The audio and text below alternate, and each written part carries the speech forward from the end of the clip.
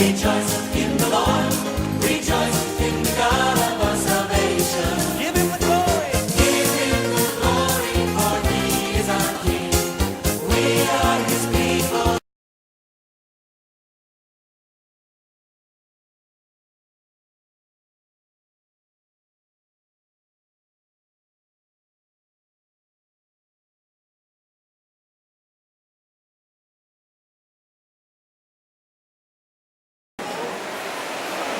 Bien-aimés, ce matin,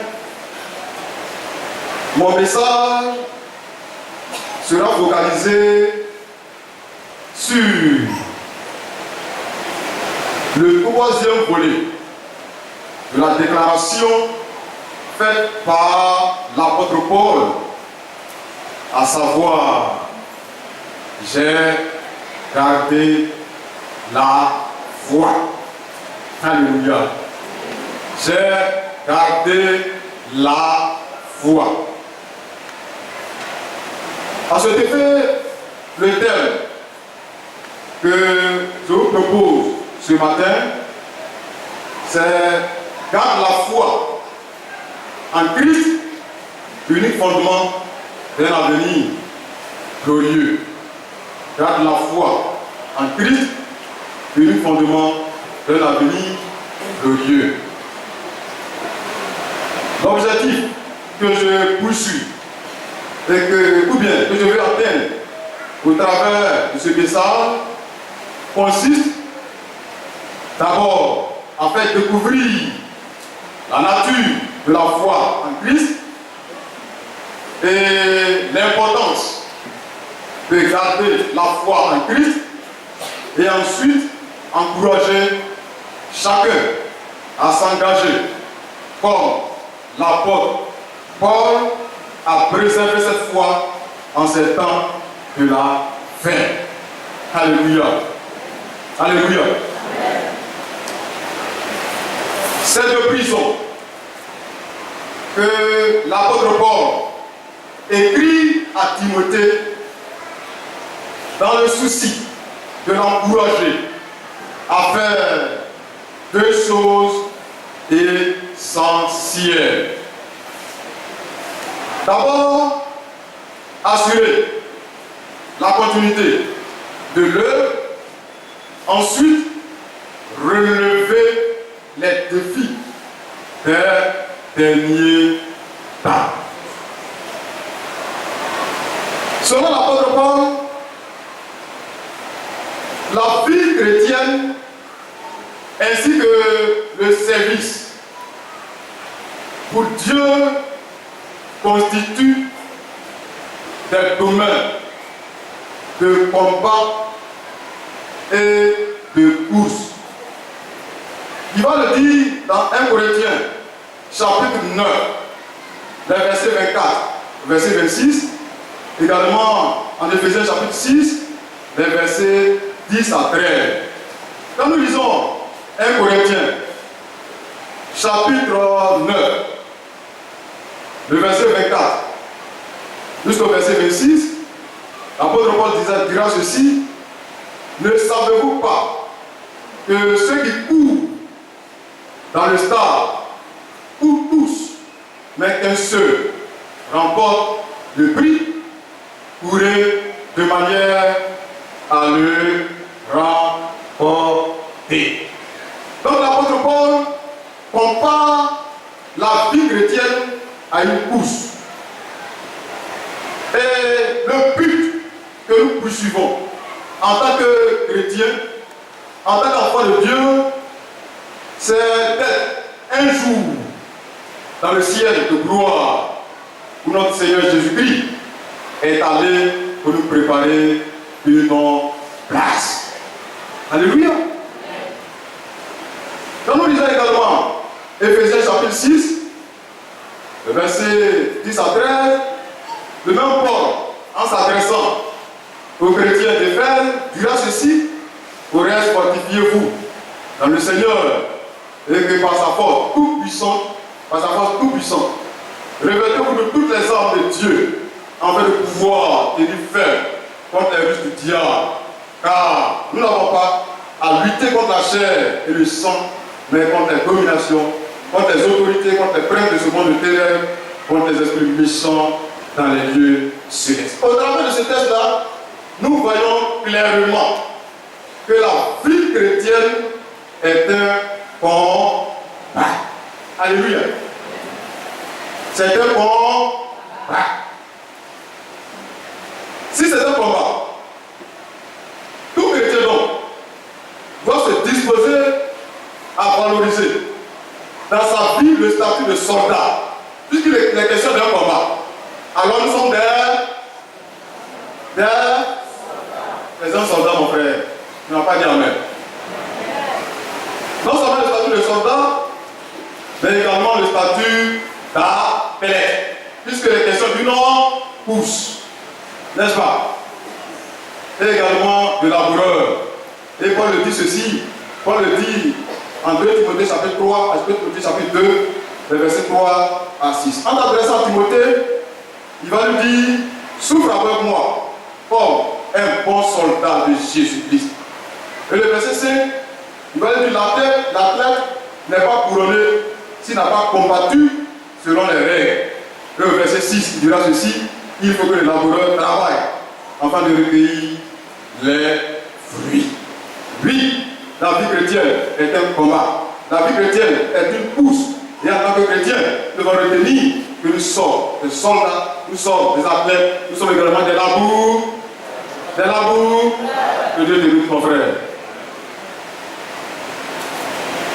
Si la vie chrétienne est un combat, comme nous l'avons dit tantôt, et que c'est une course, nous devons savoir que la fin de ce combat et de cette course-là sera marquée par une couronne de gloire à l'exemple du Christ Jésus. Alléluia. Ça c'est intéressant. À la fin de cette course et de ce combat, Dieu te réservera une couronne de gloire. Tu n'as pas dit amen. N'est-ce pas intéressant ça?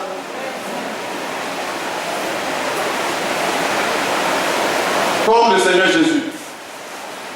Et vous serez dans le livre Philippiens chapitre 2, versets 5 à 11.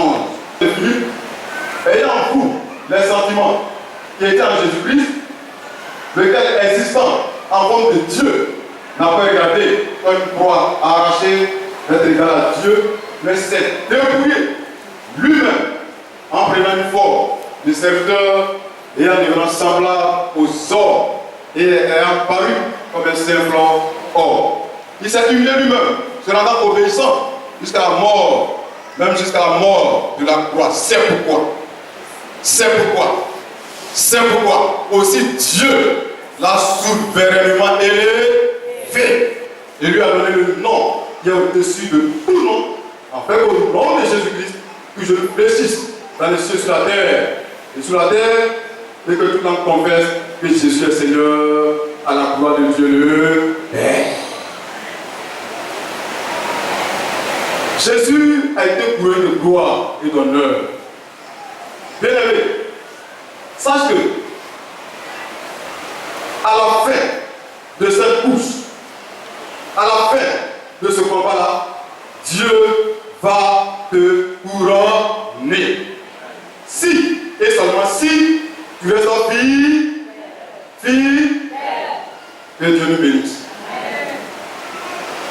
Pour aller plus loin, puisque le thème que nous abordons, c'est garder la foi en Christ Jésus, unique fondement d'un avenir glorieux, nous allons considérer ces préoccupations suivantes.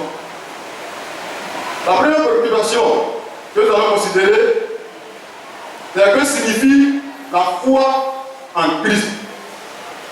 Ensuite, nous verrons pourquoi garder la foi en Christ, et quelles sont les raisons de garder la foi en Christ, et enfin, comment faire pour garder la foi en Christ, ou bien la bonne manière de faire pour garder la foi en Christ. Voilà la première préoccupation. Que signifie la foi en Christ? Aujourd'hui, beaucoup d'apparences religieuses sont en vogue. Cependant, il y a absence de foi authentique. Et Jésus-Christ, pendant son parcours, va le faire remarquer à cette foule qui le suivait. Beaucoup le suivaient. Mais combien ils croyaient véritablement en lui? Et quand nous lisons Jean chapitre 6, le verset 26, le verset 27, Jésus dira ceci: en vérité, je vous le dis, vous me cherchez non parce que vous avez vu des miracles, mais parce que vous avez mangé des pains et que vous avez été rassasiés. Travaillez, non pour la nourriture qui périt, mais pour celles qui subissent pour la vie éternelle et que le Fils de l'homme vous donnera. Alléluia. Oui, ce constat est malheureusement amer de nos jours. Beaucoup sur Jésus. Beaucoup fréquentent nos assemblées. Beaucoup disent qu'ils sont chrétiens. Mais combien qui ont véritablement la foi, une foi authentique? Alors la vraie foi en Christ se définit comme suit. C'est d'abord reconnaître le Christ comme Dieu et l'agneau immolé. La vraie foi en Christ consiste d'abord à reconnaître le Christ comme Dieu et l'agneau de Dieu. Et cela s'est clarifié en Jean chapitre 1, à partir du verset 1er jusqu'au verset 3, également le verset 14 et le verset 29. Quand nous lisons Jean chapitre 1, à partir du verset 1 jusqu'au verset 3, également le verset 14 au verset 29, la Bible dira ceci: au commencement était la parole, et la parole était avec Dieu, et la parole était Dieu. Elle était au commencement avec Dieu, toutes choses ont été faites par elle, et rien de ce qui a été fait n'a été fait sans elle. Au verset 14, et la parole a été faite chair, et elle a habité parmi nous, pleine de grâce et de vérité, et nous avons contemplé sa gloire, et nous glorifions la gloire du Fils unique venu du Père. Et au verset 29, Jean dira ceci: le lendemain, il vit Jésus venir à lui, et il dit: voici l'agneau de Dieu qui ôte le péché. Donc au travers de ces versets que nous avons lus, Jean montre clairement que la foi en Christ consiste à reconnaître que Christ est l'agneau immolé de Dieu. Voici l'agneau de Dieu qui ôte le péché. La foi en Christ, c'est également de recevoir ou l'accueillir dans sa vie. Et ça le dira en Jean chapitre 1, verset 12, le verset 13, Apocalypse chapitre 3, le verset 20. Quand nous lisons Jean chapitre 1, verset 12 à 13, il dit ceci: à tous ceux qui l'ont reçu, à tous ceux qui croient en son nom, elle a donné le pouvoir de devenir enfants de Dieu, lesquels sont nés, ni du sang, de la volonté de l'homme, ni de la volonté de l'homme, mais de la volonté de Dieu. À tous ceux qui l'ont reçu. Croire en Christ, c'est le recevoir. Alléluia. Croire en Christ, c'est le recevoir comme son Seigneur et son Sauveur personnel. Quand nous lisons Apocalypse, chapitre 3, verset 20, la Bible dit ceci: voici, je me tiens à la porte et je frappe. Si quelqu'un entend ma voix et ouvre la porte, j'entrerai chez lui, je souperai avec lui et lui avec moi. Alléluia. C'est de reconnaître le Christ comme son Seigneur, son Sauveur personnel, le recevoir pour l'accueillir dans sa vie. Et recevoir, avoir la foi en Christ, c'est aussi lui faire confiance, nous compter sur lui en cas de besoin. Et on ne va pas dire ça, parce que c'est encore long. Jean chapitre 11, le verset 40. Jésus dira ceci, ne t'ai-je pas dit, abattre, que si tu crois, tu verras la gloire de Dieu. Donc c'est faire confiance pour compter tout en cas de besoin. Alors, après avoir vu ce que c'est que la foi en Christ, voyons notre deuxième préoccupation, qui est pourquoi garder la foi en Christ. Alléluia. Oui, c'est important. Pourquoi garder la foi en Christ? Et la principale raison pour garder la foi en Christ, la première raison que nous citons, c'est la foi en Christ constitue donc la clé du salut. Alléluia. La foi en Christ constitue donc la clé du salut. Et ça, c'est très important. La Bible est très claire. Quand nous lisons Jean, chapitre 3, le verset 16. Jean dira ceci: Dieu a tant aimé le monde qu'il a envoyé son Fils unique, afin que quiconque croit en lui ne périsse point, mais qu'il y ait la vie éternelle. Donc la foi en Christ est la clé du salut. Alléluia. Et nous tous, nous connaissons l'importance d'une clé. La clé nous permet d'ouvrir une porte, comme de la refermer. À part cette clé-là, il n'y a pas de possibilité d'utiliser une autre clé pour ouvrir la porte. Donc, pour aller en Christ, pour placer sa foi en Christ, c'est en quelque sorte avoir la clé du salut. Et le salut, mes frères et sœurs, se présente à 3 niveaux. Il y a ce qu'on appelle le premier niveau, le salut démarré. C'est-à-dire que quand je prends l'initiative, je prends l'engagement de marcher avec le Seigneur, cette étape-là, on appelle ça le salut démarré. Ensuite, une fois que je marcherai avec lui pendant des années, cette étape-là, on appelle ça le salut progressif. Et le salut final, ou le salut bouclé,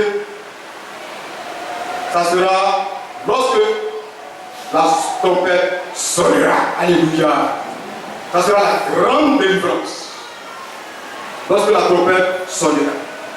Mais avant que la trompette ne sonne, nous devons savoir qu'en tout moment, nous pouvons partir. Raison pour laquelle il est important que chacun de nous puisse garder la foi en car la foi en Christ, c'est la clé du salut. Alléluia. C'est la clé du salut.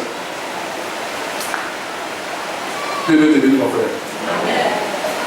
La deuxième raison pour laquelle nous devons garder la foi en Christ. Bien aimé, nous devons savoir que la foi est en danger. Pourquoi? Elle est en danger à cause des hérésies. Quand on parle des hérésies, il est question des faux enseignements qui pullulent aujourd'hui dans notre monde. Et chaque chrétien est conscient que au fur et à mesure des hérésies pullulent ça et là. Alléluia. Alléluia.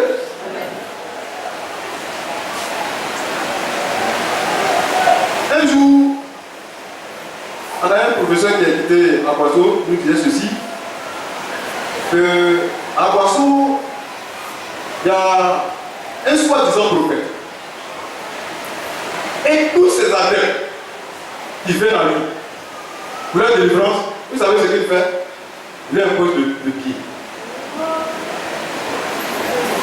N'est-ce pas malheureux ça? Il lui impose le pied. La délivrance, c'est la tête.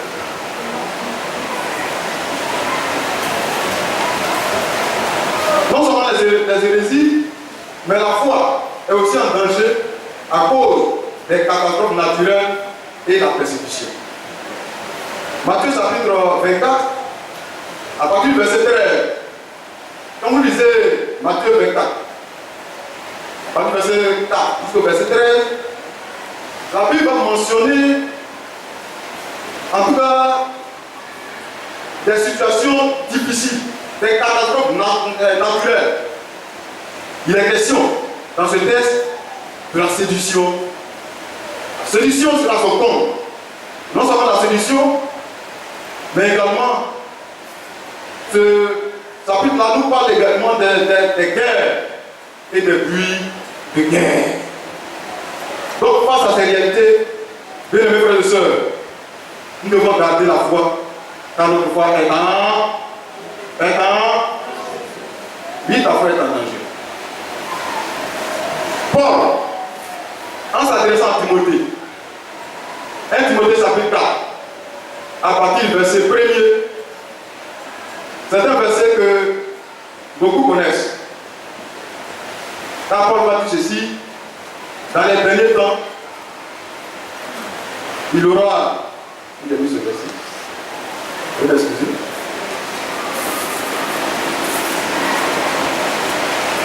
Timothée chapitre 4, je dis ça rapidement, à partir du verset 1. Il dit, mais l'Esprit dit expressément que dans les derniers temps, quelques-uns abandonneront la foi pour s'attacher à des esprits séducteurs et à des doctrines du démon. Donc quand nous voyons la déclaration, ou bien ce que Paul est en train de dire ici à Timothée, nous nous rendons compte que, bien aimés frères et sœurs, les temps dans lesquels nous sommes appelés, les temps les derniers, beaucoup vont abandonner malheureusement la foi pour s'attacher à des esprits séducteurs et à des doctrines des démons. Ça prouve véritablement que la foi est en grand danger. Beaucoup abandonnent la foi. Quelques-uns abandonnent la foi pour s'attacher à des esprits séducteurs. Mais je suis confiant que chacun de nous resterons toujours attachés à Dieu. Alléluia. Ça, je suis confiant. Que rien ne pourra t'amener, mon frère. Rien ne pourra t'amener, ma soeur, à abandonner la foi.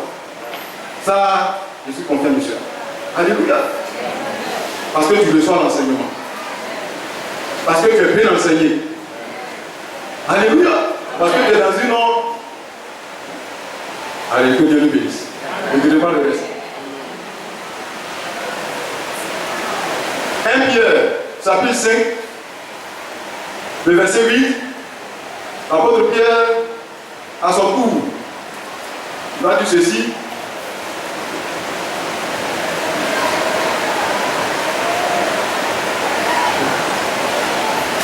Soyez sobres, veillez. Votre adversaire, le diable, rôde comme un lion, rugissant, cherchant qui il dévorera. Soyez sobres. C'est une interpellation. Nous avons une exhortation à être vigilant. Alléluia. Dit soyez sobres. Il exhorte les chrétiens de son corps à être sobres, à veiller, car le diable, il rôde comme un lion. Et son objectif, c'est de déconnecter le peuple de Dieu de la main de l'Éternel. Alléluia. Il rôde dans le souci de te décourager. Il rôde dans le souci de t'amener à abandonner la véritable foi afin de te livrer à toutes sortes de séductions et pour que tu puisses aller à la perdition. Mais je bénis le Seigneur parce que le peuple de Dieu est enseigné. Le peuple de Dieu sait que le diable, c'est vrai qu'il rôde, mais il ne nous atteindra. Il ne nous atteindra parce que nous allons garder la foi en Jésus. Que Dieu nous bénisse. Poursuivons et voyons notre troisième préoccupation, qui est la bonne manière de garder la foi en Christ. La bonne manière de garder la foi en Christ. Et la première attitude que nous devons adopter, si nous voulons garder la foi en Christ, c'est d'être vigilant et prudent. Comme on a lu tout à l'heure, 1 Pierre chapitre 5, le verset 8. Également, dans 1 Jean, chapitre 4, le verset 1er, l'apôtre Jean, il s'adressait aux chrétiens de son époque, leur dira ceci: bien-aimés, n'ajoutez pas foi à tout esprit, mais éprouvez les esprits pour savoir s'ils sont de Dieu, car plusieurs faux prophètes sont venus dans le monde. Plusieurs faux prophètes sont venus dans le monde. Et c'est pas moi qui va vous dire le nom de ces faux prophètes. Ça se voit. Amen. À bien, ça se voit. À l'intérieur, ça se voit. On m'a venu ici, j'ai fait un stage dans un village, la grande région de Mans, appelé Diablé. C'est un tout petit village, de rien du tout. Bien évidemment, je vous assure que dans ce petit village, on dénombre 14 assemblées. 14 assemblées. Et dans les 14 assemblées, il y a tout dedans. Est-ce que vous comprenez bien? Il y a tout dedans. Il y a tout dedans. Areyo, Barbiao, Carabo, tout ce que vous pouvez citer. Comment vous pouvez vous rendre compte que des leaders, des gens censés diriger le peuple de Dieu, qui vivent dans le concubinage? Ça, c'est malheureux. Et dans ça, ils ont des adeptes. Quelqu'un qui vit dans le concubinage, il y a une pris femme, et puis ils sont allés à la maison, et puis ils vivent, et il est pasteur. Et les gens les suivent. Pasteur. C'est ça. C'est ça, les réalités des militants. Mais je bénis le Seigneur, parce que dans ce grand mouvement, qui est le mouvement des églises de l'Assemblée de Côte d'Ivoire, ça n'existe pas. L'Assemblée de Dieu, tu n'es pas marié, tu es un pasteur. Il y a deux possibilités. Soit tu t'en vas célibataire, ça se comprend. Ou bien tu t'en vas marié. Mais dis que tu vis dans le concubinage, et puis tu es pasteur. Ah! Ça ne va jamais exister aux années. Alléluia! Que Dieu nous aide. La deuxième attitude que nous devons développer, que nous devons adopter, afin de garder la foi en Christ, est de développer une vie de piété de qualité. Une vie de piété de qualité. Et quand on parle de la vie de piété, il est question du respect pour Dieu. Il est question de la confiance quand on passe à Dieu. Il est question de nous déconnecter de tout ce qui ne glorifie pas le Seigneur, afin qu'au travers de nos vies, le nom du Seigneur soit honoré. Alléluia. Puis garder la foi, c'est ça. Garder la foi en Christ, c'est ça. C'est une vie de piété de qualité. Amen. Combien aujourd'hui ils vivent cette vie de piété? Tout le monde est chrétien. Mais veuillez m'excuser. Quand on voit certains habits, bon, je vais le bénir. Alléluia. Ça n'existe pas ici. On n'est pas encore vu. Mais où la jeune fille, je n'ai pas dit ici, hein?